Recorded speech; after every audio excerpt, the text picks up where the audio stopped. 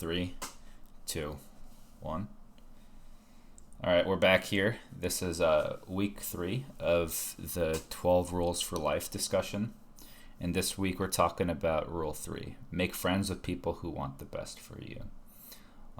This is another chapter that I actually listened to the Audible version twice. Again, not sponsored. Oh. Yeah, so I listened to it twice because it was only like, I think the recording was only like 35 minutes or so. And I was like, oh, that's Yeah. nice. I might as well just read it again. And then on like my second, or listen to it again. And on my second time through, I was like, damn, like there's some quotes here that I want to like pull out and stuff, because I don't know, they just kind of spoke to me. And then I actually like read it. I read it, so I've sort of had like 3 pass-throughs of this too. But yeah, I mean, like, I feel like this is, I feel like especially like at this phase in both of our lives, we're both younger, healthy men in our 20s. So we're just trying to, like, make our way through life, and basically we have the world before us. But I feel like at this time especially, we've sort of had this sort of idea of how to make friends based on our childhood. But now in this phase of our life, we're sort of going through the motions of, like, what are the friends that are worth holding on to, or what are like the relationships that are actually worth investing in? Yeah, because I think obviously once you get a little bit further in life, I think you can be a lot more selective, because when you're a kid, Yeah. it's just like, oh, what's the kid a block over, or who's the kids at my school? Especially for like me, I grew up in like a tiny town, and then I just had like a tiny, tiny grade school. So, my pick of friends in grade school was like 4 kids. So obviously you just hung out. And then like in high school, it was like slightly larger, but it was still, you had a selection of the guys in my class. There was like 10 of us. So No, it was like I one feel group that, of dude. 5 and another group of 5. Yeah, it's actually crazy because like we didn't meet until, like, the both of us, Squares and I, didn't meet until, like, in more recent history, but we actually grew up in pretty like similar environments. Yeah. So like a lot of the things that you're saying, I can definitely relate to too. Like, I had a small ass school. It's not like it's not like there were just like an abundance of just like bad people to surround yourself with in the place that I grew up. There were, but it's also Yeah. like, you know, it's not like you had hundreds of thousands of other kids to choose from in terms of like who you wanted to spend your time with, or who you wanted to chill out with, or who you wanted to like spend your weekends with. So yeah, I mean, that's, I think this chapter specifically is like, probably the chapter I relate with the most so far out of the first 2 Yeah. that I've read, just because it was like, I feel as though the first half of the book, or this chapter rather, was almost like a sort of autobiography of Dr. Peterson's life, you know? Yeah. I also think because, we talked last week where we really felt like the chapter was just like an intro chapter and then like had a rule tacked on to the end. This one actually felt like everything was cohesive and like came together. Right. And especially like last week, I felt like it went off on that tangent of chaos and order and all the mythology and the Bible and all Things that that are kind a of stuff. little less relatable. Yeah, but this one was like, oh, here's a story and like a couple anecdotes, and Mm-hmm. then it went off into a little bit of a tangent. I feel like the inverse of the rule, which I think Jordan Peterson does a lot, where he focuses on like the consequences of not following the rule versus, oh, your life will be great if you follow this rule. He shows like the opposite of that. So he talked about like how you get dragged down by people who aren't trying to be as successful as you are, stuff like that. And then he kind of pulled it back around to kind of round out the chapter. It felt a lot better than chapter 2. Yeah, I think like when I listened to him talk about these sorts of things too, I think he was on Theo Vaughn's podcast a while back, maybe in like 2018 or so, when he was talking about something similar. He said something like, he has like this program called like the Future Authoring Program that's on his website, and it's sort of like a way for clients or just random people to figure out what they want to do with their life, and part of that entails writing about writing about what their life would be like if they made the necessary changes to improve their life, and then also what life would be like if they just stayed in their ways and stayed miserable. So it provides like both like a positive for them to reach for and to strive for, like these clients, and then also like this sort of what he calls hell, or like this miserable way of life that would continue to exist if they refuse to do anything, or like refuse to, or were unable to make the necessary changes to elevate their situation.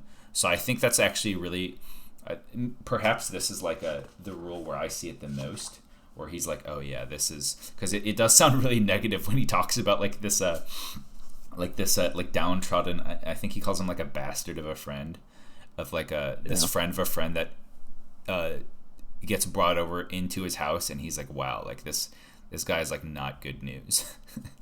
Yeah. But yeah, I think when it comes to choosing your friends, like I feel as though, especially the older you get, the more of a concept of time and a more of a respect, I suppose, to more of a respect that you have for your own time, because it's like, oh, why would I spend my time with this person if they just make life miserable and they're not doing anything special to improve their situation, when they know they're living in shitty situations, when I could be in a more healthy environment where all parties involved are receiving some sort of benefit from the relationship. Yeah. I feel like you're also much more. I don't know, I feel like a lot of people nowadays have that FOMO thing, and I feel like once, especially now, I'm much more akin to just saying no to doing things. Like every once in a while I'll do stuff, but I feel like much more comfortable as I've aged to just be like, geez, for friends to be like, oh, we're gonna go out and drink like every weekend. So I feel much more comfortable, like when I'm with other people, just saying, no, I'm just gonna stay in and study. I gotta study tonight, or you know, oops, I just I just don't want to be drinking every night. I'm not saying that I hang out with anybody that does that every night, but I would feel more comfortable doing that. Yeah, I mean, I remember growing up, especially like when I was going through college, I would hardly ever take time to just go home and be with like old friends and family, just because it was like, I don't know. I feel as though our interests just started to like separate and diverge, and people were doing different things. I took one path in my life that was just so like drastically different from all of that of my friends.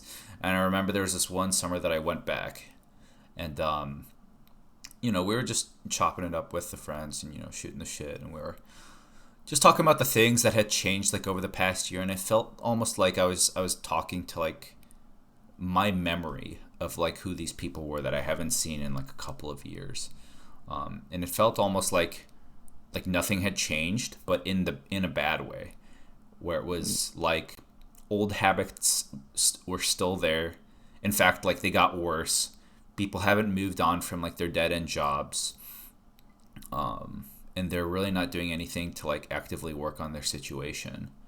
And I was like, wow, I have sympathy for these people, but at the same time, it's like I don't think I was like conscious of like my thought process at the time, but I was just thinking to myself, wow, I feel miserable when I'm talking to some of these people. Yeah. Uh,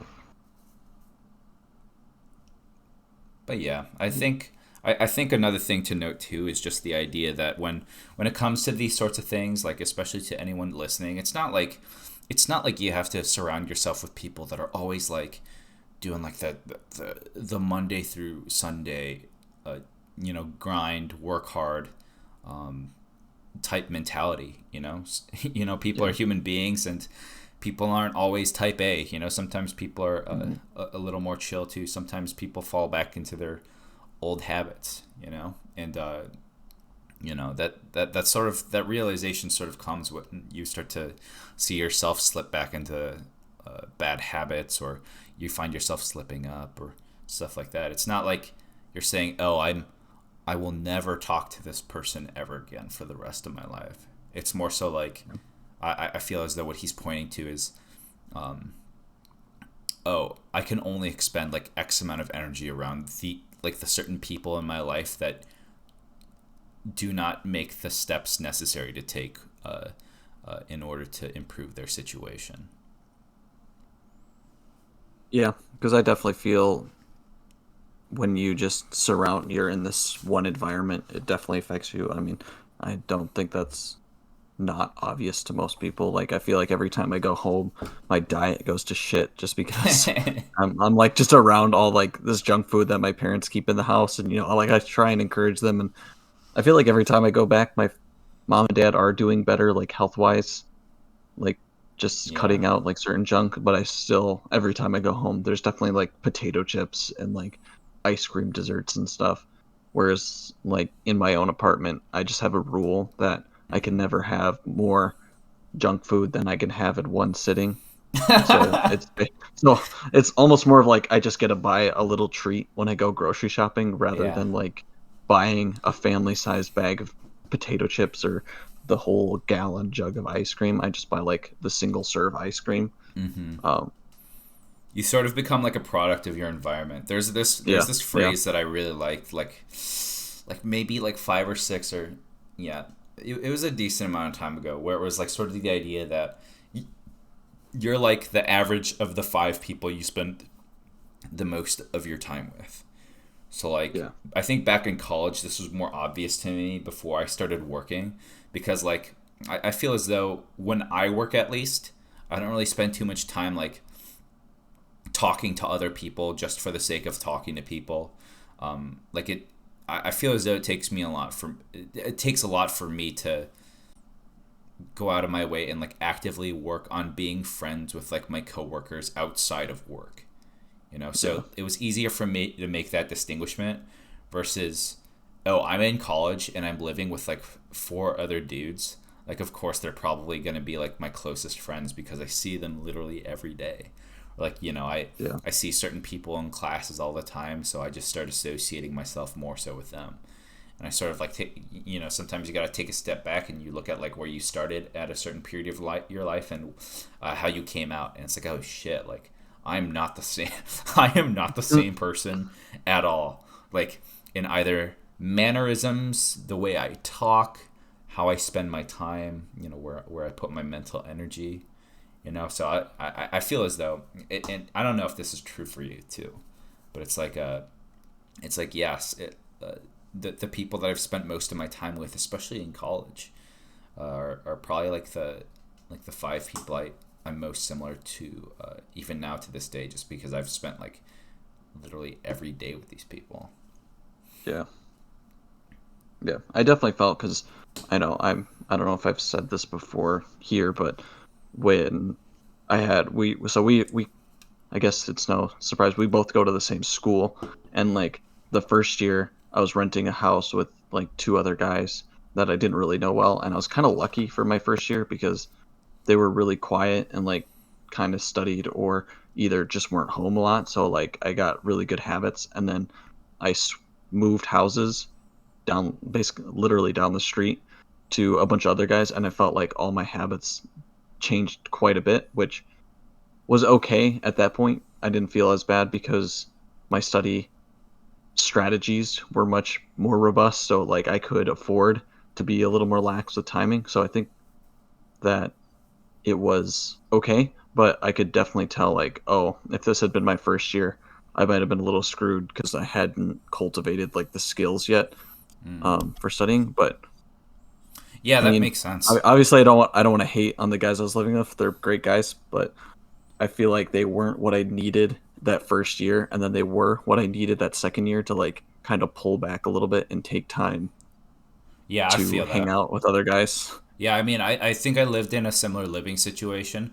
I didn't really live with anyone my first year. I actually lived alone, and Yeah, I think that was really beneficial just because I'd spent a lot of time out of school, and I was like, oh shit, like preparing for our first exam, I was like, damn, like, like this is doing. I think I put way too much pressure to just perform to like a certain expectation, or or to a certain level in like the first week or two or even month of school, and then that just caused me to be like super reclusive. I was hardly ever talking to anyone. And then I remember like seeing on like social media, like people running around with like all these new friends and crap. I didn't really have any FOMO, just because Yeah. I don't know. It's like, how am I going to get FOMO around people that I don't even know? you know? True. True. And it's like, it's like, yeah, that would be nice and stuff, but it's like, I'm here for a very specific reason too, right? Like there's, uh, I'm not just doing this because I have so much money, and like I'm so bored with my time that I have nothing else to do with it, right? Like I'm looking for a job at the end of this pipeline. But then I remember Yeah. like you spend a decent amount of time like developing both good and bad habits too. And I Yeah. realized over this last year when I moved in with another one of my friends, it was just the two of us living together. I realized how not only important having those good habits were, but it's also like how easy those things just go away. And it's sort of like when you expose yourself to both sides of a situation where it's like, oh, I'm doing pretty well, relatively speaking, given like these factors and these like habits that I have. And it's like how easy it is. How easy is it for me to just take away those good habits, and it just kind of gets you in your own head, man, where you just think to yourself, oh man, maybe I didn't have it down, or maybe I wasn't strong enough to stay true to my resolve, or stay true to whatever I thought was my vision at the time. It's kind of scary. Yeah. I think that's why I like unconsciously and then became consciously aware of hating spring break in undergrad, because I felt like it's always a halfway through the semester, and I'd get to that point and I'd finally feel like I was like in my stride. Like obviously you should be a little faster, but I felt like I was in the stride for a couple weeks at that point. I had good habits going, like at a decent schedule. And then you get this week off and I'd watch shit all get thrown out the drain and be like, oh crap, now I have all this time. And then you'd come back after that week and I felt like I was starting from scratch. And so like I feel like that kind of hits that same beat where it's like if you cultivate the right environment as well, you'll also keep those habits going. So I that's the thing that I've really been struggling with, is when you hit like different breaks or when there's like a change in your schedule or work environment. Like how do you keep those habits going while also adapting to the new situation? Because Mm. I feel like the same thing happened last summer too. When we had a summer break, I felt like, oh, I finally I can just take some time off, summer module stuff or whatever, but I'll take some time off. And I felt like right after that I was like, oh shoot, I'm way off my game again, and I had to like kind of build it back up. So it's I don't know what to do when you have time off to like get back into the swing of it without never taking time off, if that makes sense. Yeah, It's I think like like that that weird that balance. that's sort of where in Jocko talks about. I feel like we mention this all the time. We're probably gonna read Yeah. that one book of his where it's like discipline equals freedom Yeah. or whatever. But I think like part of that is, so I spent a decent amount of time before I came to school here, just like I spent a lot of time not only working but also trying to work on myself outside of that. And so I tried to like double down in like my interests. So like a couple of the interests that I started like getting was like exercising. So I got really into that. I got really into just cooking too. And I really got into playing like a video game, League of Legends. And I Yeah. remember each one of those three things. I was talking to one of my friends at the time, and he was like, "Yeah, I try to organize my life such that at any given point in my life, I'm always working at improving or elevating my performance at like three things." And I'm like, why three things? And he's like, oh, that's just the most that I can manage at any time, and it's not always the same. Mm. So I was like, oh, that's interesting. And I had a bit of an ego like back then, and I was like, if he can do three, I could probably do five. It didn't really Yeah. work out that well, but like I remember that time where it was like, oh, on the days where I wasn't working, because I was pulling like pretty consistent shifts, and I was working enough like on certain days where I was able to take basically almost like 3 or 4 day weekends. So it was really nice. And then I was like, oh shit, like what the hell am I gonna do with all this time? And it was like, okay, I really want to get like good at learning how to exercise better, like more efficiently, learning how to cook right, and like sort of manipulating my diet so I feel like I'm always at my best. Because sometimes like you eat something and it feels bad, and you don't really know exactly why until like you sort of eat the same thing with like small changes, like Yeah. several times in a row. And then I also really wanted to get good at this video game too, because I was like, damn, I spent so much, I sank so much time into this video game that I don't want it to be for nothing. It was a little bit of like sunk cost fallacy, if I'm being Yeah. completely honest. But at the same time, I was like, oh dang, like this, like I'm always putting myself in like these situations where I'm really angry at like the game because either someone on my own team is just sabotaging my chances of winning, or it's like I'm just like mad and projecting all of my anger and insecurities onto like factors that I have no business in like criticizing or whatever. Yeah. And that was the game, and I was like, oh crap, like I need to find ways of like actually making this meaningful to my life. So I was like, oh, I started studying the game more. I started watching like replays. League of Legends, for all the people that are listening, is like this like 5 versus 5 online multiplayer game where like the objective is to just basically kill your opponent's base. And yeah, there's so much strategy involved, and I was like, oh dang, at least this is really something that I could get good at. But that's all to say that like I feel as though the way that constantly wanting to be better like can take forms of can really take any form in anyone's life, and I feel like the ways that are most profound or the most pervasive are when the things that you're trying to like work on are also the things that you're like really interested in, or like you really see like this sort of path for yourself in not only attaining success but also manifesting that success into like other disciplines of your life, you know do you feel like you've ever held on to like a friendship or like or like you've hung around with like certain people for like too long, and then like now you're still sort of like feeling the effects, or you still notice like the way you do certain things is because of that?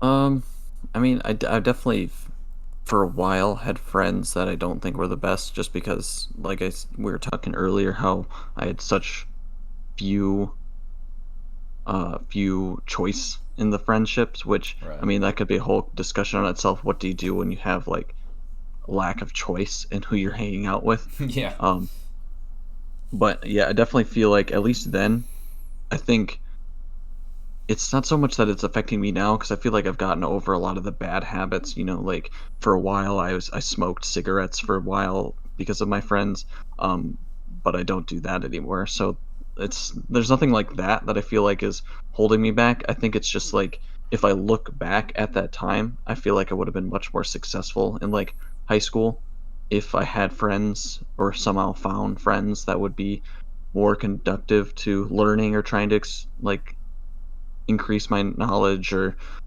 discipline or whatever. And then like same with undergrad, where I feel like if I had the right friends, I feel like I would have been much more successful.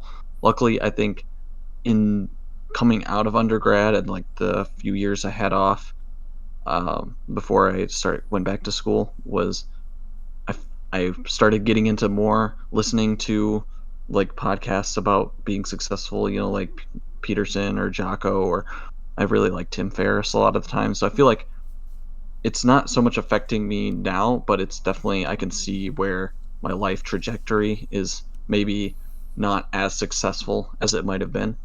Right. It's sort of like a Um, grass is greener type situation. yeah.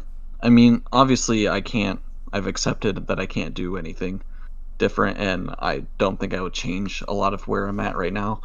Um, but you'd always wish that you were at like Harvard or Yale, but you know, I'm not saying that would have been in my cards, but you never know if you had been a little more successful in the past where you'd be at right now. But Yeah. yeah. I mean like Do you feel like you've ever had the you've ever had a friendship or a relationship where you saw the other person and you were just like, oh, like I need to fix him or her?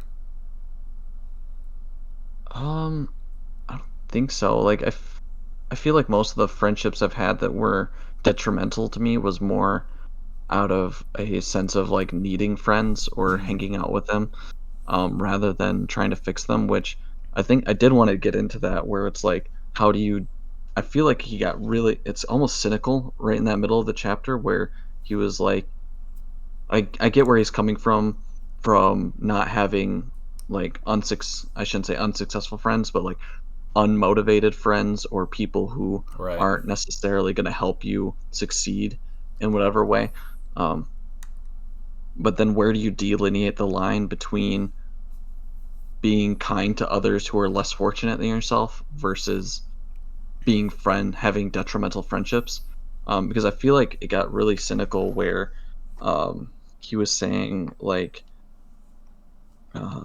he was talking about where was it was like kind of 2/3 of the way through. I remember like rescuing the dam where he was like saying like, oh, most people who are helping less fortunate people are doing it more for their own gratification or feeling like they need to rescue them or almost as an avoidance of their own issues. Mm-hmm. Which I think I'm surprised. I don't think he brought it up, but like the story of I don't know if you've ever read I forget what wherever it is in the Bible where it's like, oh, the Pharisee and the tax collector, and the one Pharisee is like, oh, I'm so much more greater than this tax collector. I feel like a lot of people help other people like that to be like, oh, look at me, I went to the homeless soup kitchen this weekend, rather than being like, oh, I went to the homeless soup kitchen to help others genuinely. Um, Yeah, so I think and that's something I wanted to ask you too, where it's like how much of that do you agree with? Because you did just mention now it feels like cynical, but I actually yeah, like in some ways I feel like I may agree with him more than you do on this issue.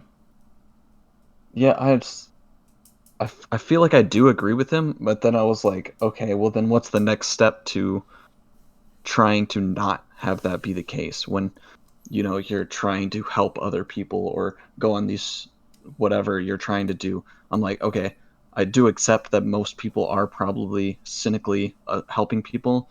Obviously there's plenty of examples of people who aren't that I feel like I've met in my life that I'm like, oh, this guy's like genuinely just doing either what he loves and he's found like a route to help people through what he loves or what he's doing versus the other people who you can obviously tell are doing it for their own glory. So I was trying to sit there and think, okay, last summer before COVID happened, I was trying to go on a missions trip into the Amazons. And, like that, we were gonna go like on a boat up the river and like to these remote tribes. And I was like trying to sit there and think like, okay, how would I go about going on a trip like that in the future without either being detrimental to myself or trying to be kind of that Pharisee in that parable, like being like, "Oh, look at me! I went to Brazil Yeah, or wherever, or like Africa. Like, oh, look at me! I went and dug wells in Africa."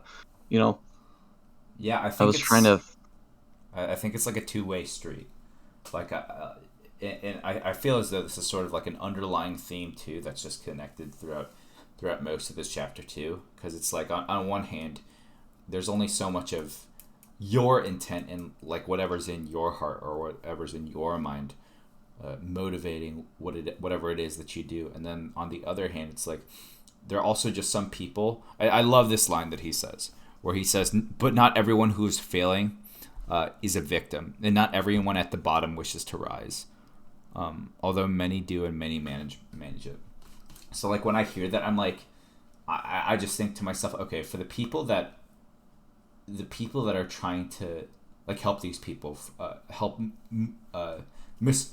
unfortunate or misfortunate people, regardless of their intent, it's kind of useless if, yeah, it's all for naught if the person that's receiving the help doesn't want the help.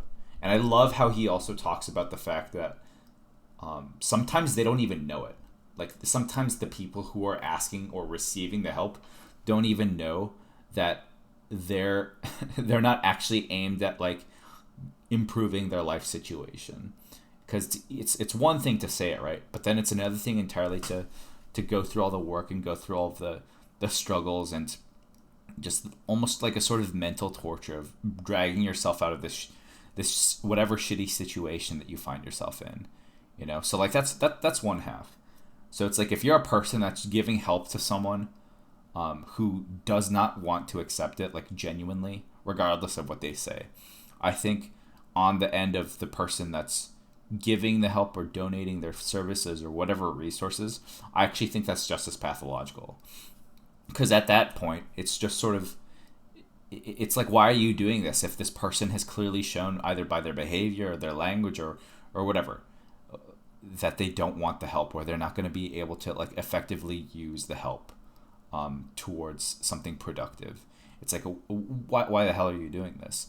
Are you doing this just to like boost your own ego? Are you doing this because like you have this natural tendency of doing it without acknowledging why you do it, like as a rational means to an end to begin with? It's just so crazy. And I feel like I've seen this more so in women than I've seen it in men. And that's sort of why I asked you at the beginning of this sub conversation if you've ever had like the feeling of wanting to like help like one of your friends, or like you feel like you have to like improve their life or something, like it's in your hands. Like I've talked to so many girls who will like get into relationships with like what they call like broken birds, whatever, like these dudes that like that are just, they're just like bad news, but for whatever reason the girls are like, oh, I gotta fix him. Or it's like, you know, it's almost like it's almost like Beauty and the Beast almost, you know. And it's like it's like this sort of fantasy, and I'm like, dang, like it's real to me, like as far as I can see, just and I suppose this is just anecdotal too, just from having certain like these conversations with certain girls in my life. But I was like, dang, like I've literally never felt that in my life. You feel me? It's not like my entire self-worth was like tied to, oh, like this one person has to like be in a better situation purely because of the efforts that I put into improving their life. Yeah. I think, I mean, obviously there's definitely a meme online where you see it all the time where it's like, oh, I can fix them. It's like, it's kind of like making fun of that idea, but it's definitely out there, which I think, I mean, I'm no psychologist or relationship expert, but yeah, I think it's definitely out there. And I'm assuming the flip for most men would probably be, I don't know, like maybe an unsuccessful woman that they have to like carry on their back, which, you know, you have to, I don't know if that's being like a white knight or like a knight in shining armor. Yeah. Like you have to support and completely protect this person, or, you know, like kind of like, I don't know, I feel like it takes like a million different forms, you know, like there's like it's like a damsel in distress type of archetype.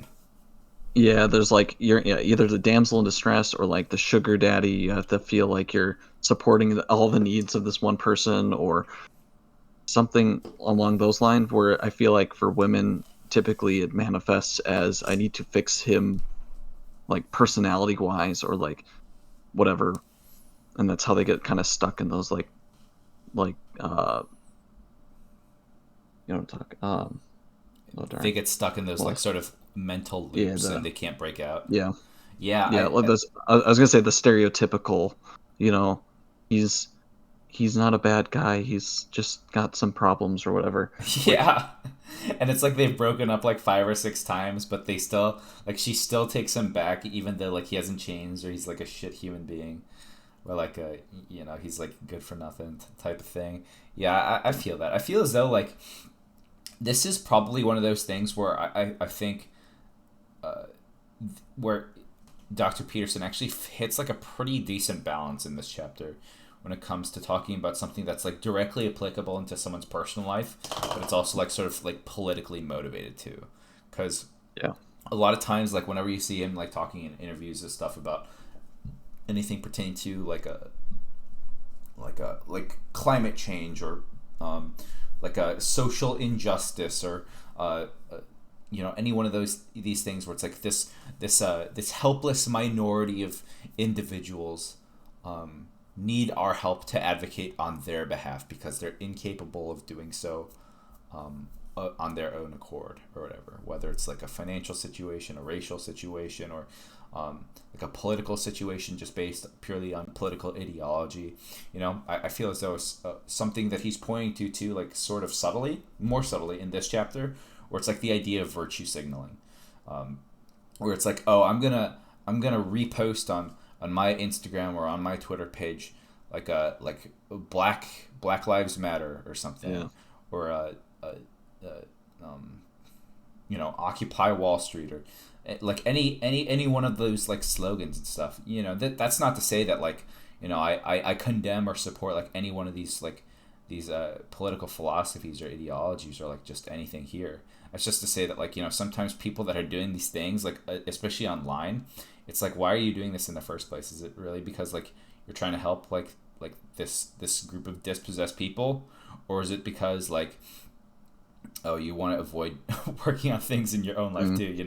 We're just sort of Yeah. like bouncing ideas off of each other.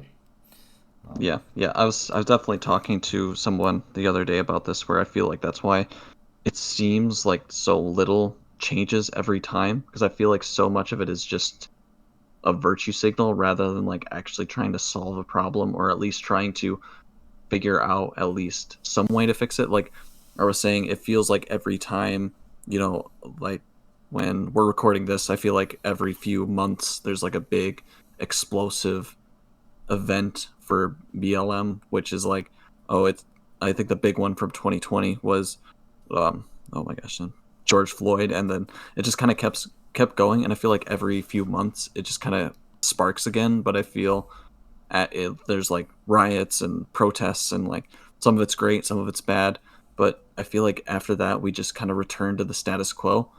Mm-hmm. And I feel like if we're going off this like virtue signaling, I feel like a lot of it's just virtue signaling online, where I see a lot of people like put the Black Lives Matter, or like they post the black square on Instagram, but then I feel like I don't see a lot changing.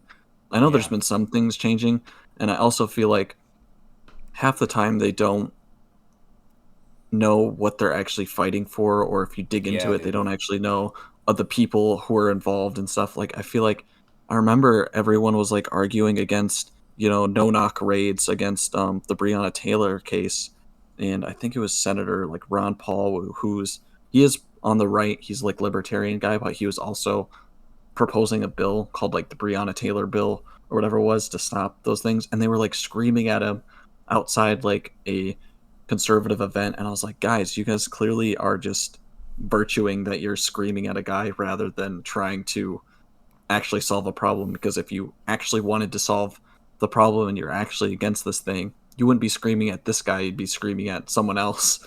Right, and this is like also an issue too. I want to bring up that like it's not like one political faction has like the monopoly of like they're the only ones like guilty of this too.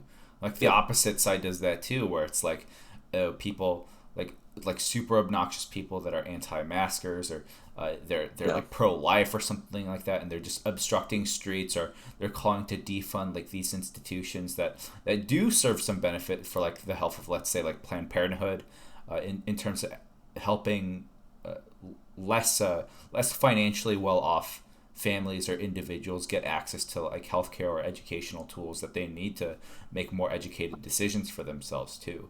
Where it's like, oh, let's demonize like this very specific stance that the other side has taken on, and then just like guilt them into shit and feeling like absolute Yep. garbage. And it's like I don't remember the last time I was convinced that like my philosophy or my ideology was wrong by having someone like yell at me, or just Yeah. saying, oh, I should be ashamed of myself for like supporting like police, or supporting like Planned Parenthood or anything that. Yeah. It's like put yourself in like the shoes of the person that you're yelling at, Yeah. and you just think to yourself like, is there any possible like rational way that I could come to the same conclusions that they did, or like believe that my side that I'm putting myself in, um, it could potentially be wrong too. It's almost like this sort of lack of self awareness, and it's like it's only like that sort of grace, or that sort of leniency is only granted to people that share like your political philosophy, or whatever it is. And it's so weird, because I see people advocate for it, like on one message board or whatever, but as soon as it comes to something else that's like not so, like, just as contentious, but like from a different perspective, like let's say you watch I don't know who's like a let's say you watch the Young Turks, and then you watch like Steven Crowder or something like Yeah. that. It's like, oh yes, I support like X, Y, and Z and freedom of speech and stuff, but I also think like the Young Turks or Crowder should like be absolutely ashamed and never post something like this too, Yeah. because of these things. It's so wild, man.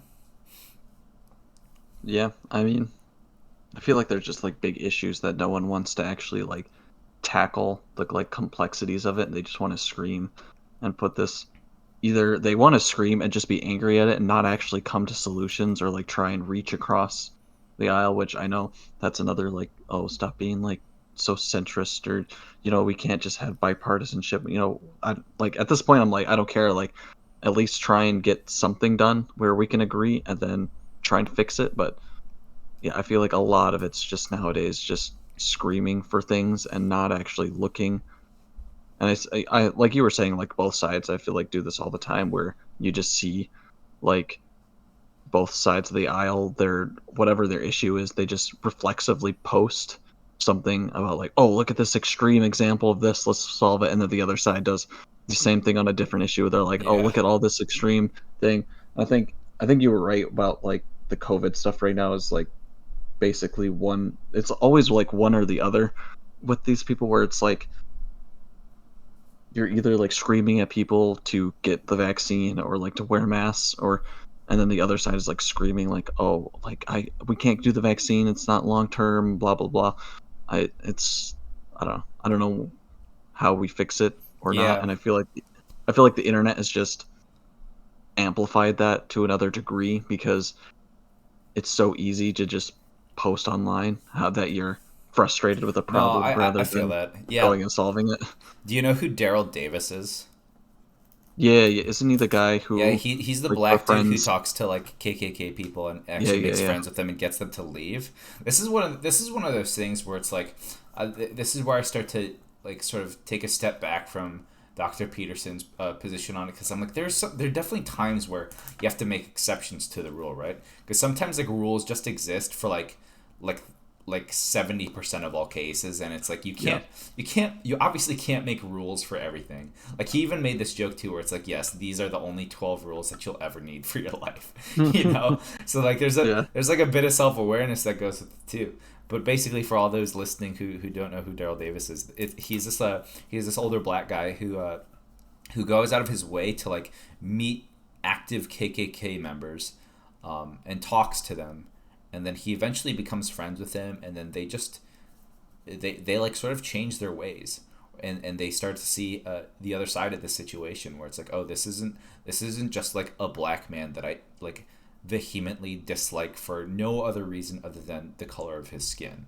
It's like, oh no, this is another human being, just like you or me, or like if I have a son, my father, my mother, my sister, like it it's actually crazy, because he puts himself in like these life threatening situations where you think to yourself, dang, like I don't know if I could do that personally, but he still comes out on the other side where he's like making friends and making like actual differences in other people's lives, and it's like, wow, maybe there is something to this too. And I think that's sort of what Daryl Davis is doing, is sort of what I think is most necessary at this time, because I feel as though a lot of times people, especially like people with political interests, with a platform on social media, will typically only talk to people that share like their philosophy. Like, sure, you can argue that like Ben Shapiro goes on like tours and stuff, talking to like college age kids and like destroying them with facts and logic or whatever. But like more recently, it's pretty clear that he's only talking to like one specific group of people, and I feel as though that's like the exact opposite of what you want, right? Because otherwise you're just Yeah. in this echo chamber. I remember watching this video earlier this week. This is the week where like I think gymnastics has been more prevalent in the news just because it's on the Olympics right now. Yeah. But there's this gymnast named Simone Biles. She's a I don't know how Hmm. old she is. She's a female athlete that represents the United States in the 2021 Olympics right now, and she is reportedly taking time off of her gymnastics performance for the benefit of her mental health. And from what I've understood, is that she takes, I think, either Adderall or Ritalin to help her focus because she's Mm, always struggled with like ADHD, but because like Tokyo has this very specific law or rule or whatever it is against taking like these medications except for like very certain like niche situations, she hasn't been able gotcha. to take it, and then as a result like she understandably withdrew herself from partaking in the sports. Now the thing that I thought was absolutely wild is Ben Shapiro talking about gymnastics or like the Yeah. performance or like the mental health of athletes, and I'm like, okay, dude, I listen to you a decent amount, and I really do respect like some of your opinions and stuff, but I'm like, dang, like I think the position he took was like, would we still have the same sympathy for LeBron James if he did the same thing in like Game 7 or whatever, like for the sake of his mental health? And it just felt so out of touch, and it Yeah. just came out of nowhere. And I'm like, dude, why are you making this video? Like Yeah. it makes no sense. And you're not. It's not like he's like an Olympic level athlete or even like an NBA player. I don't know what he does like in terms of exercise in his free time, but he's definitely not Yeah. representing the U.S. in gymnastics. And this is in no way like any hatred towards like Ben Shapiro. I'm just saying. I was like, dang, like this came out of nowhere. Like, like Yeah. why are you talking about it in this way? You know? Yeah. Because I was talking to this with someone the other day, and I was just like, yeah, I feel like all these people are like complaining that she's dropping out. It's like I feel like if you're the top in a sport and you're pulling yourself out from like arguably one of the great like one of the events for your sport that you could ever the highest you can achieve. I feel like they're not going to do that lightly, and they're going to do it for a reason. At least they know for whatever reason they need to. Um, yeah, like I feel like I would also respect LeBron James if he dropped out of like the NBA playoffs for stating something, you know, Yeah. because And he's the greatest in the sport, and this is like the greatest thing you can achieve. He's not going to like do it lightly. I mean, exactly. and it's not like she came out and was just like, "Oh, I just didn't want to," she didn't say something like I just didn't feel like I was going to perform as well as last time, so I didn't want to end out on a low note. She's saying like, "Oh, like I feel like I can't do this." So it's yeah. No, and I think anyone that says to themselves that like mental health doesn't affect the way you perform in like sports or whatever, I feel like I feel like at that point it's just sort of like you have no idea what you're talking about. It's Yeah. like you put yourself in a crowd of like hundreds of thousands or like tens of thousands of people trying to make three free throws that will like Hmm. decide like the outcome of like this championship that literally took like 9 months out of your entire year to like get you to Yeah. that point in like say Game 7 or whatever. It's like, dude, like if your head's not in the game, or if there's literally anything that takes away from your performance, it's not just like the physical aspect where someone tears an ACL or ruptures their Achilles, or like one of a million things that happens to like their physical body. Like mental health affects that too. There's an entire Yeah. that's the reason why like sports psychology exists too, and there's an Yeah. industry for that too, and people that are high performing athletes will go out of their way to pay for that because they realize how significant it is to their actual performance. But yeah, I just remember seeing that earlier this week, and I was like, oh Ben, I Hmm. appreciate what you do, but dang, like, come on. Yeah. Um, but yeah, I think I think that was just something that really made me realize, because I feel as though I'm sort of center leaning right in terms of like political philosophy. Yeah. But that was just one of those moments where I just sort of was able to remind myself, like, oh yeah, like it's not just the left that Hmm. uh, that has this problem of talking into an Yeah. echo chamber of ideas.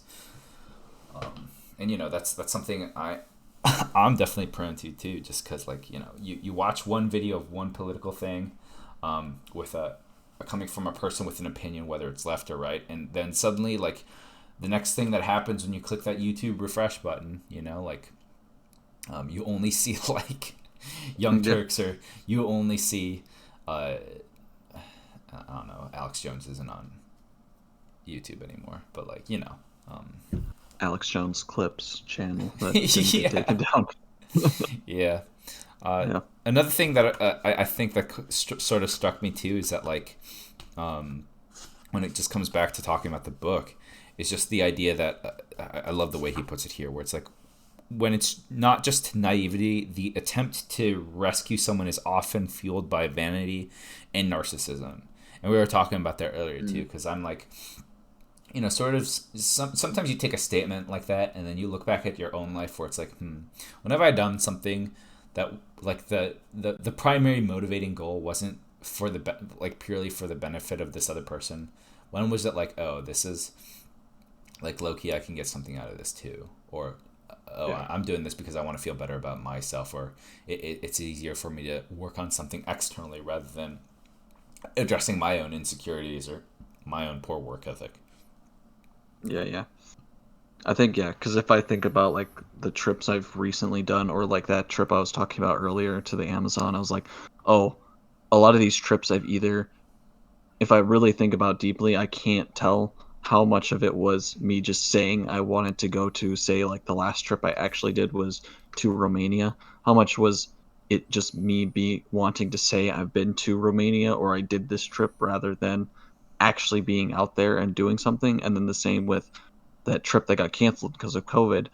How much of it was me wanting to get, because of the trip, the nature of the trip was to get experience in one area? How much of it was me just to get it on my resume, or to say, oh, I've been on this cool boat down the Amazon and seen these remote tribes? Like, how much of it was that versus actually Right. wanting to help those people out there?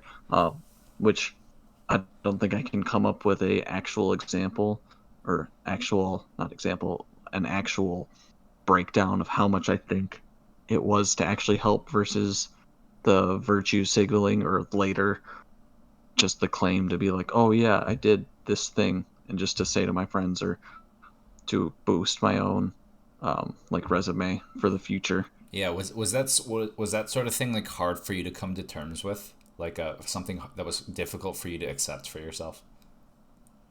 I think, yeah, I think it still is hard to accept how much of this is for my own gratification rather than other people, Hmm. and how much, and then there's like the next layer on that where it's like, oh, how much, shoot, I lost my train of thought. How much of it is for my own gratification, and then how much of it, how much of, like me picking a career choice is just for my benefit, and then how much of it is, how much of it, how much of the rationalization or the excuses I make for making this kind of selfish choice is to also for my own benefits. Like, oh, am I helping other people in whatever career choice I've chosen to help other people, or is it because I actually enjoy it more, whatever it is, and by rationalization for doing said thing is actually a selfish one, which I don't know how much you can detangle that, and how much can you actually know, and how much of it is always rationalizing, oh, I'm helping people by getting paid like $100,000 a year, or whatever it is you're doing. Like if you're becoming a doctor, or like a lawyer, or whatever it is, that's like a successful career. How much of it is for the Right. accolades of that said thing, and how much of it is helping people, or how much of it is, oh, this is a challenge. I want to take on this challenge of becoming a lawyer, and then, like, I just don't know how to quite Yeah, start grappling with that. I think when it comes to, I think, well, I think the most important thing to note is that, like, let's say you have a family, right? Like, I don't Hmm. care I don't care what kind of impact you can make on like the pygmies in the Congo or whatever. Yeah. But in my opinion, it's like if you can't take care of your own family at home, it's like what the hell are you doing? Like trying to fix the world in remote parts of like the rainforest or like this mountainous tribe in the middle of like Russia Yeah. or something. It's like people have their own values and that looks different for everyone too, and it's okay to do things for like selfish reasons too, like, oh, I have to Yeah. take care of my family, I have to put food on the table, this is the kind of impact that I want to make on the world with the time that I have here. And I feel as though like I feel as though where you start to sort of see where how much of what you do is for any particular reason is where you start to look at like the limitations of the to which you're willing to go, where it's like, oh, maybe you're doing this job and like there's an ethical decision that you have to make where it's like you're either protecting yourself and like your own bottom line versus you're doing this because it's the right thing. And even though it's the right thing, it's for the good of another human being, and you may lose your job and potentially your career over the situation too, right? It's like Yeah. I feel when you start to look at those things, that's sort of like where it starts to become more self-evident to whoever it is trying to like investigate that. Because like I think the first thing that comes to my mind is like let's say for whatever reason, like let's take the example of HIPAA, Yeah. where it's like you're trying to protect like the privacy and accessibility of one's like private medical records, but you're supposed to but you're also supposed to be responsible for the way that you conduct yourself in like these certain environments as a healthcare provider. Maybe there'll be a situation where you have to violate that rule for the safety of other people too. Like if you have a patient that's like a threat to themselves or like a threat to other people as well, and it's like you have to violate some of these rules too just to protect the common good. And then let's say there's obviously like training protocols and stuff like that. This is just sort of like an exercise in mental gymnastics, but it's like Yeah. let's say hypothetically you were to lose your job, but you'd be able to save like other human beings too. And it's like, okay, I feel like Peterson also talks about this too in some ways, but like from a more criminal perspective. I feel like I'm just like talking in circles right now, but like I think this is like a what's the name of that book? It's a Dostoevsky book, I think, where it's like Crime and Punishment, where someone gets away Yeah. with doing like this absolutely atrocious act or whatever. Oh He yeah. like he Yeah. like Yeah. commits like the perfect murder, and the Yeah. perfect murder being like he commits the crime and there's absolutely no repercussions or there's no way for them to link it back to him. I haven't actually read the book. This Yeah. is just sort of my recollection of his description, where he's able to do that, but the guy who commits the crime isn't able to live with himself, and that's because like Yeah. on some level he's still oriented towards the good, or he's still doing things for like a certain reason. And one of the conclusions that I think the guy's name is Raskolnikov, is that right? Yeah. Something that he realizes that Yeah. like, oh, I'm no longer the same person from the man that I was before I committed the crime and the man after. And it's Yeah. I feel like it's in those situations where you're pushed to your limit, or you're pushed to making like a decision that either objectively benefits you versus another, objectively benefits one party at the behest of another party. Yeah. Because I definitely have a friend who his worldview, and I always argue with him about it, is he argues that most people don't break rules or don't break moral standards because they're afraid of getting caught, which Yeah, I yeah. think I've actually heard like based on stats, like the more likely some people are to get caught with a crime is more effective in reducing crime rather than increasing said punishment for the crime. So if there's less likely to be a crime committed if you set up like video surveillance at the bank rather than increasing the prison sentence from 10 to 25 years or something like that. So I feel like I try and see that, which I'm guessing I'd have to. I think I did read Crime and Punishment a long time ago. Um, Obviously, nothing really stuck because it's so really hard to read those types of books sometimes and actually get stuff out of them. But yeah, I get where it's going like, is that actually true that most people would violate standards of their own morals or society's morals if they weren't going to get caught with it? Um, is like always a good question, and I feel like I kind of lost my train of thought, but No, I um, think that makes sense. Like when I think of some other things that Peterson talks about too, sort of in his online lecture series on YouTube, he talks about the idea of that, like what like the mental exercise of turning yourself into like a like one of those people during Nazi Germany where you're like putting Jews into like internment camps, or like you're turning in like your fellow neighbors, like outing them as Jews, and then basically dooming them to their fate. And he sort of talks about that idea where it's like, honestly, if like a bunch of people were to put themselves in those situations, not even with like not with like the history of whoever they are at the present moment, but if you were to put yourself in the life situation of whoever it was that became like a Nazi officer or whatever, you'd probably make like the same decisions that like those people made too, because they were human beings just as much as you and I were, right? And it's like all those decisions that you make, like whether however big or small, whether they leaned more towards like the good or towards the bad, they led you to making like this decision. And it's like on that level, it's like people sort of don't realize like the extent to which they can like just be purely evil and not even recognize it. And then on this end too, it's sort of like a more toned down version where it's like people don't know the extent to which they are selfish or they do certain things for selfish reasons, right? And I yeah, feel as though that population of people will always be greater than the people who actually do things just because like not because they're like friggin' Jesus or whatever, but because like they truly believe in like their heart that this is like the right thing to do, and they're willing to sacrifice even like their life for the sake of doing the right thing too. yeah. I think that's why I've never heard a good answer to this question from an objectivist. I don't know how much you know about like Ayn Rand and their philosophy. I've listened to a few A podcasts, little and bit. I've never heard an acceptable, like a good answer to the question, like, what do you do if you do have the opportunity to be?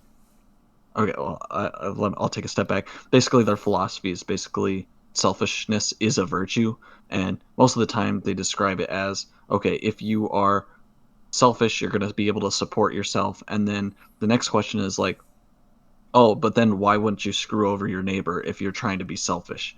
And Mm, their first answer is, oh, well, obviously, if, say, you're in a business and you try and screw over the supplier somehow, then that supplier's not going to supply to you anymore. And he'll probably also tell all the other suppliers, oh, hey, this guy screws you over. So then your business is going to suffer. So I go, okay, that makes sense. But you don't have to be you don't have to set selfishness as that standard. But then I don't ever see a good answer to the next step, which is what if you can actually get away with said screwing over someone else mm. without being caught? And I feel like they always try and step back on that, like, oh, you'll always get caught, blah blah blah, where I feel like they never actually grapple with that hypothetical where it's like, no, no, you're not going to get caught. They always fall back on the, oh, you'll get caught, and then it'll ruin your chances of whatever the Yeah, other thing is. Or, um,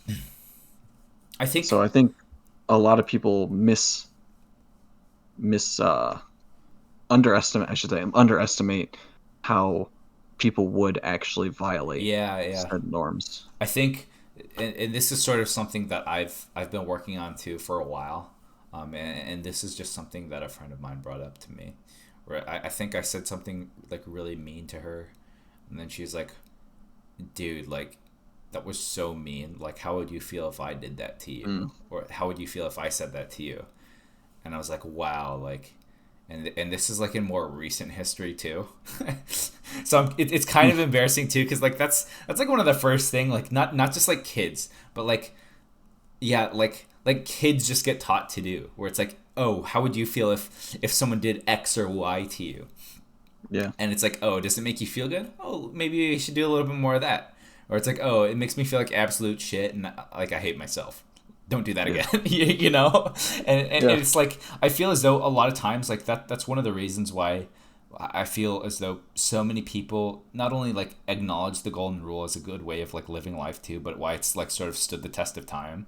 Because if you were to take that same situation and you were to put that into like the perspective uh, of like whoever it is like facing this moral conundrum or whatever. Yeah, sure, it does serve you well to be selfish too, but like you're also that same person that you're screwing over, right? Because you're a Yeah. human being and you're not perfect, and like someone else, and this is one of the reasons why Peterson's like this is why power is not good. Like Yeah. power being defined as like the ability to make someone do something that they don't actually want to do, right?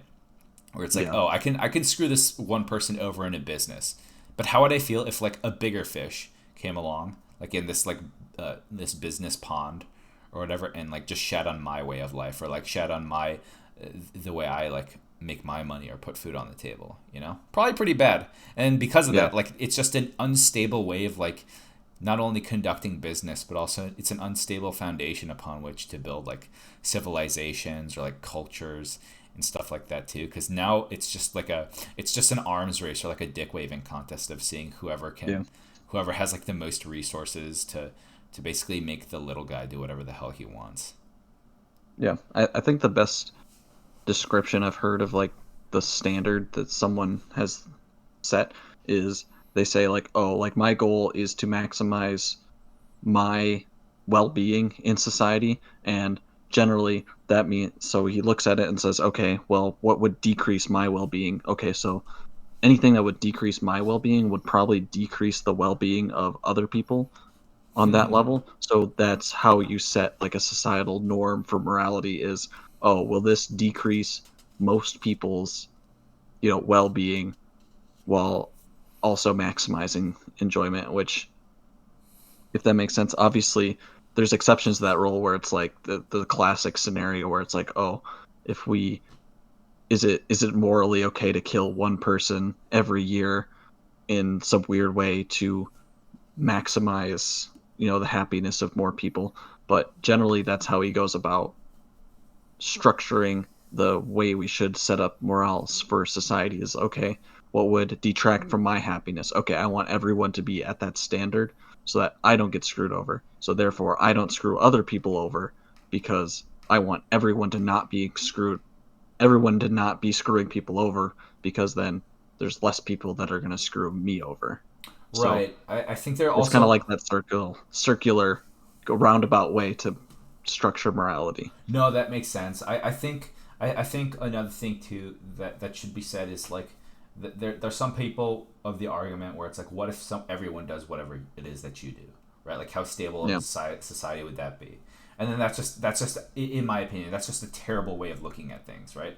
Because Mm. that's not realistic at all. Like there's this sort of idea that Peterson talks about too called the Pareto distribution, and it's effectively Yeah. like what is it like 20% of the people will like accrue like 80% of the wealth or something like that.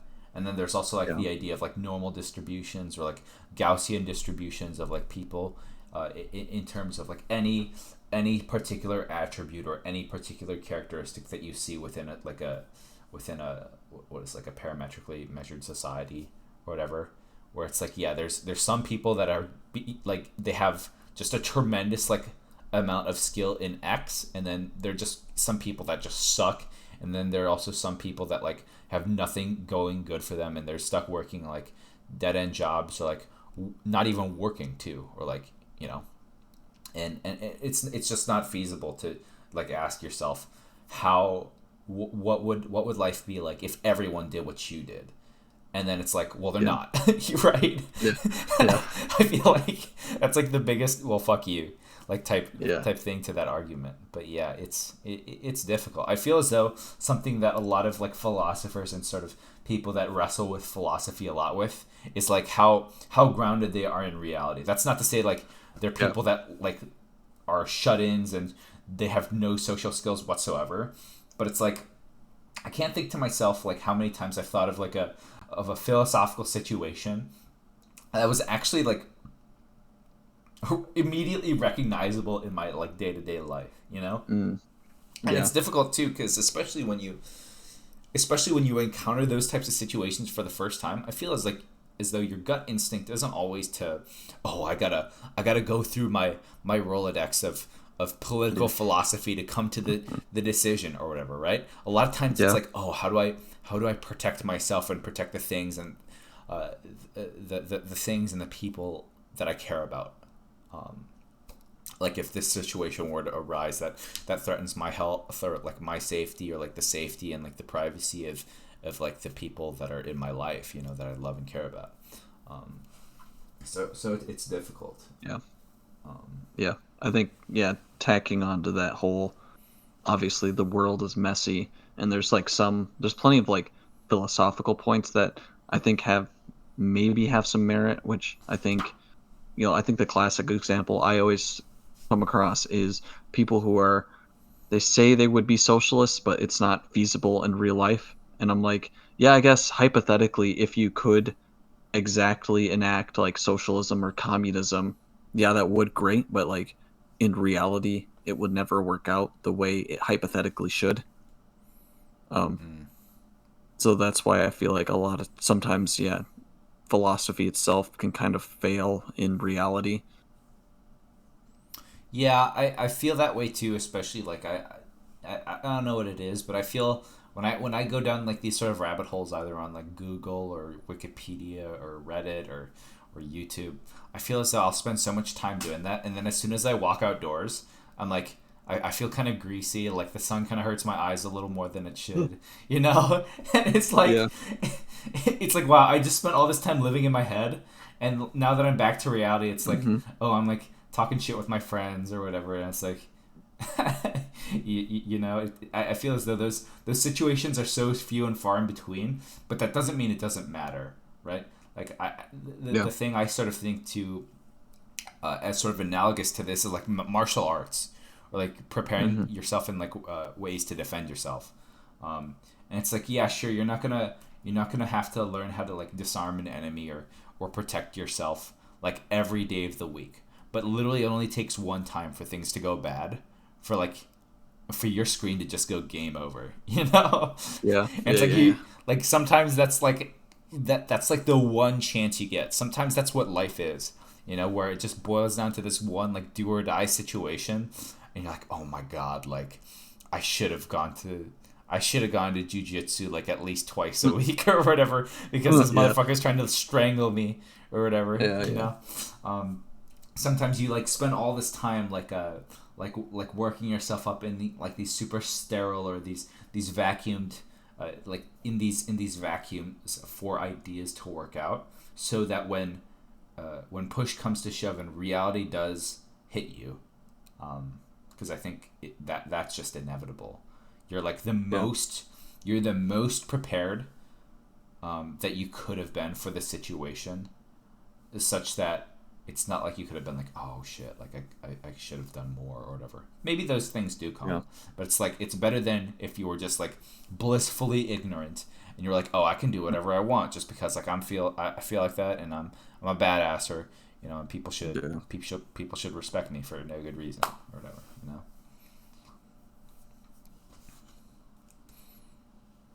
But yeah, I think another thing that I noticed too in this chapter, I love this line where it's like, I think it's on the last page.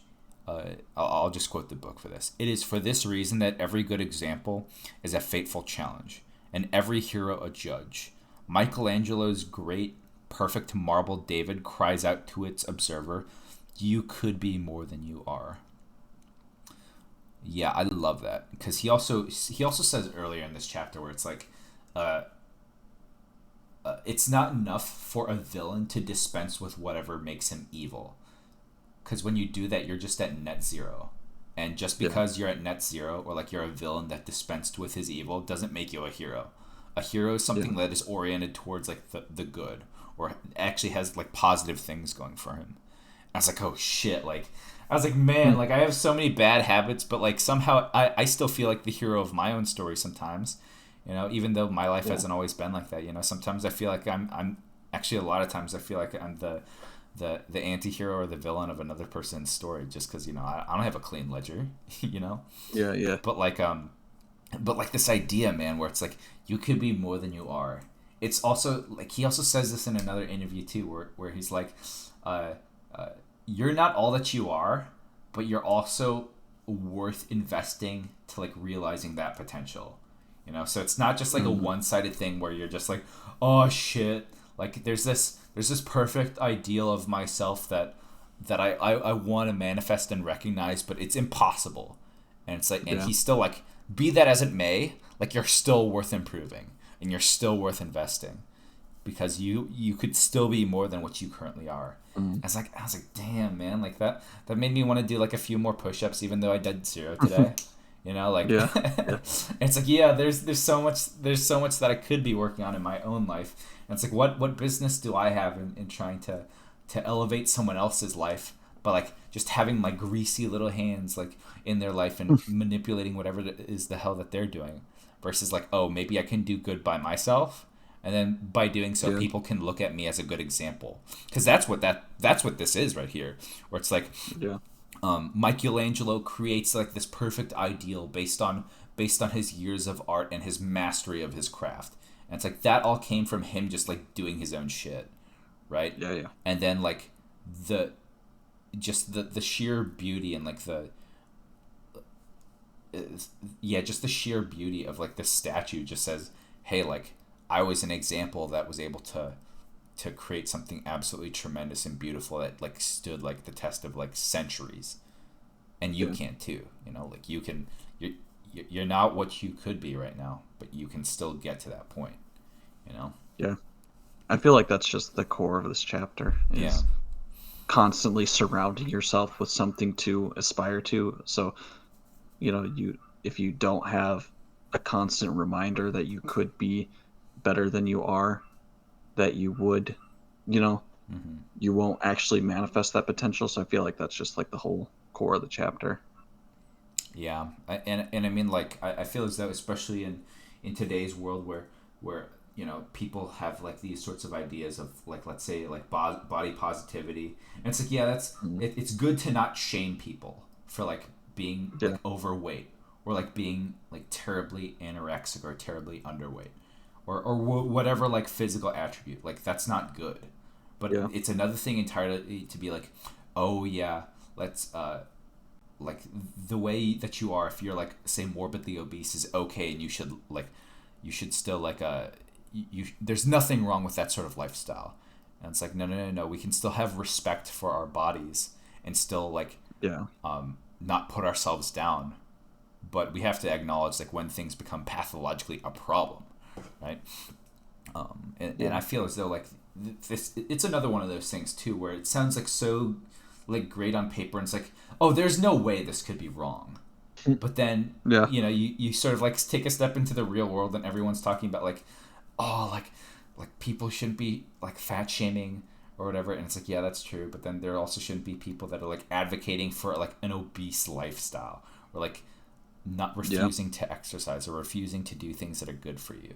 It's like, treat yourself with like a little bit of respect, and sometimes respect comes in the form of, and he says this early in the chapter too, where it's like sometimes you have to tell your friend like, hey, like you're not doing this right, or sometimes you got to give them a little bit of tough love, where it's like, dude, you yeah, can't just like go out and drink every other weekend, or like you yeah, can't just waste all your like money um, on drugs, or anything that's like self-destructive or whatever. Sometimes you gotta give yourself like a harsh dose of reality.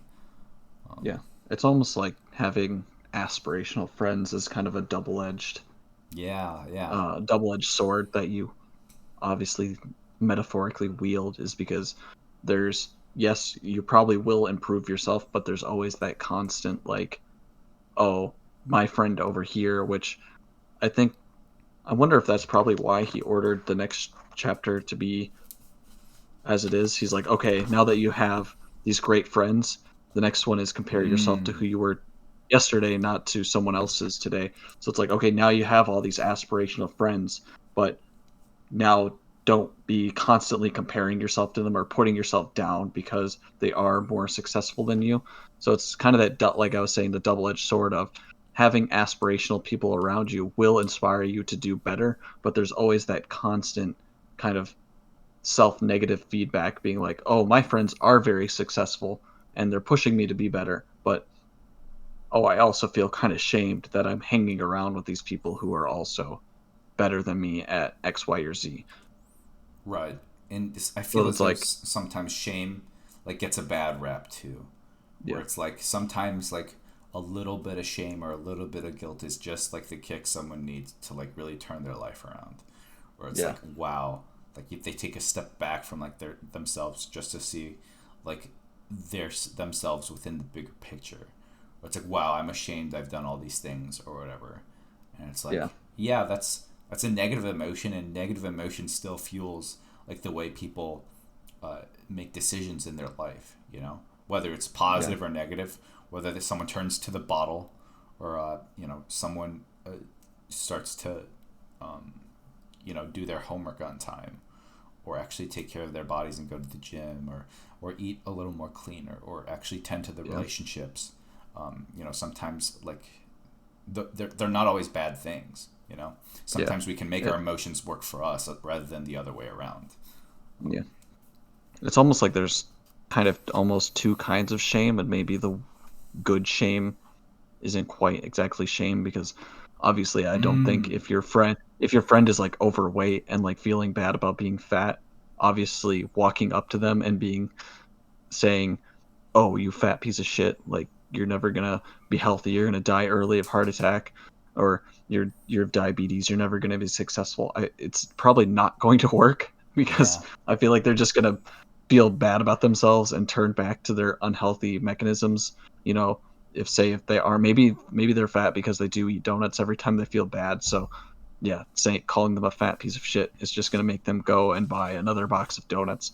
So it's almost like a positive shaming where it's like, hey man, like you're overweight, like it's not good for you. I don't know how you would in reality positive shame people, if that's even the best way to describe that, like because I feel like if you go with this chapter, finding good friends, finding a bunch of friends that just constantly say like, "Oh, you're a piece of shit," isn't going to be the route you go. It's more your friends are like, "Oh, like point out your flaws or point out things you need to improve on and help you work towards them." So it's almost like I guess the best way to describe it is just like positive criticism because Yeah. It's like just if being it's brutally like, oh honest. yeah, yeah, I it's feel. like a brutal, it's like brutal honesty, but in a positive manner. So you're not saying, oh, you're fat. You're saying, hey, you should work on your exercise program. I don't know. It sounds almost cliche where it's like, don't call someone fat, like somehow nudge them towards getting on an exercise bike. I don't know how you would hypothetically do that in a positive way, but Yeah. There's a Rogan episode where he talks to, I don't know if you've seen this or know who Brendan Schaub is, but he was like this former UFC fighter. He was a good friend mm, of Rogan's. He's a comedian now, but he retired from the UFC because of this intervention that Rogan had for him, where he's like, you know, I don't question like your commitment to training, or I don't question your commitment to fighting. It's like how much punishment is he willing to take to try to be the best when he's so far yeah, from being the best?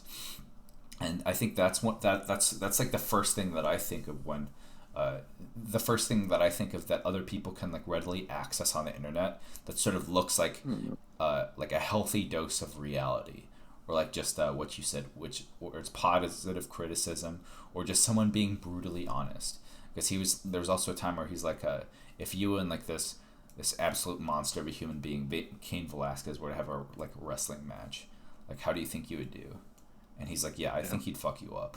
Like, and it doesn't feel good to yeah, say like to your friend, right?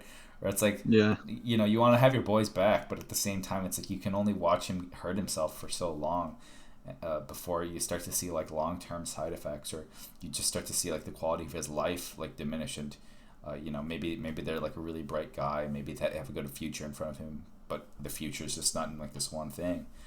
So sometimes you have to risk like severing your friendship, or put your friendship on the line, just for like the well-being for this other person.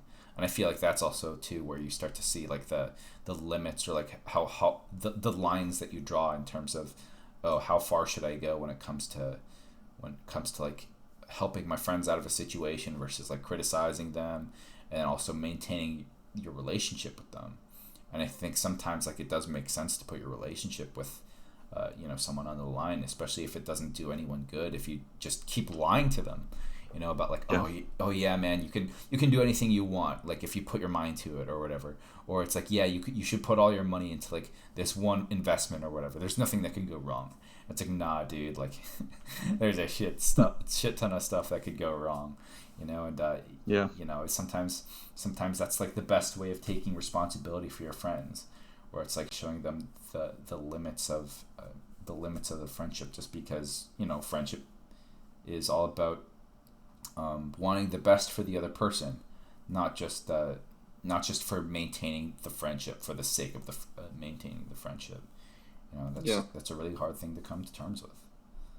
Yeah. Which I think he hits on that a little bit, where it's like at some point you just got to draw a line and be like, well, this person isn't going to, improve themselves, and they're just dragging like me down personally. So you almost do that intervention where you're like, hey, I mean, we can't just be friends anymore because you're dragging me down, and I don't want to keep watching you drag yourself and everyone around you down. So, either you come back when you're ready, or, you know, I guess I hope you fix your life up, whatever, Yeah. obviously in a kind of nicer way, but sometimes life's got to be that way because it's tough. But Yeah. I think that's a good place to stop. And I mean, uh, that's the end of this week. But next week we'll be talking about rule number 4, which is compare yourself to who you were yesterday, not to who someone else is today. And Squeers talked about that a little bit too. So I think there's some great continuity going on in the book, and you know, uh, that's I think that's just where we all are at right now. All right, so we're gonna sign off for now. Thanks for everyone who tuned in this week, wherever you are, to listening in this conversation, and look forward to next week's Journal Club.